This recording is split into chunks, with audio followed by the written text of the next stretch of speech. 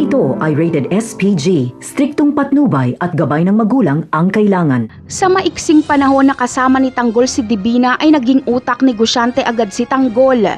Dahil sa kanilang pagbabalik kay Senyor Facundo ay papayag lang siyang magtrabaho dito kung porsyento ang kanilang makukuha sa bawat kikitain ni Senyor Facundo.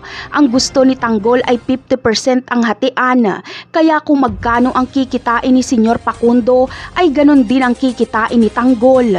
Sa madaling salita ay parang magkasosyo si Tanggol at Senyor Facundo. Walang magagawa si Facundo kundi pumayag na lang dahil kailangan niya ang tapang at galing nila Tanggol panlaban kay Ramon.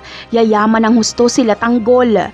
Bad trip si Marcelo kay Tanggol. Nagsisisi siya kung bakit tinulungan niya pa itong makalaya. Pero hindi niya kayang kalabanin sila Tanggol dahil alam niyang magagaling ito. Sa kabilang banda naman ay nagawa nga ni Ramon na bisitahin si Marites. May dala pa siyang bulaklak. Ikinatakot naman ito ni Marites at nakiusap na umalis na si Ramon bago pa dumating si Rigor. Agad namang umalis si Ramon pero muntikan niya nang makasalubong si Rigor.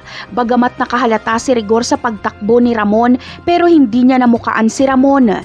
Hinabol ni Rigor si Ramon at nagtago si Ramon sa likod ng pinto. Pinto lang ang pagitan ni Ramon at Rigor, kaya kapag binuksan ni Rigor ang pinto ay makikita niya si Ramon. Habang si Ramon naman ay nakahanda ng salubungin si Rigor at nakatutok na ang kanyang baril.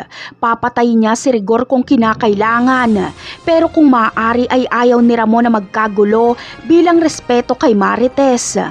Samantala, magtataka naman si Rigor kung bakit bayad ang bill nila sa ospital. Palaisipan sa kanila kung sino ang nagbayad.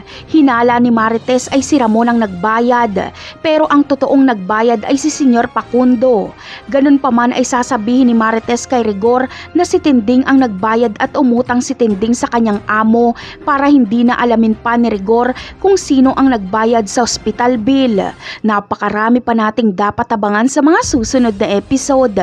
Paalam!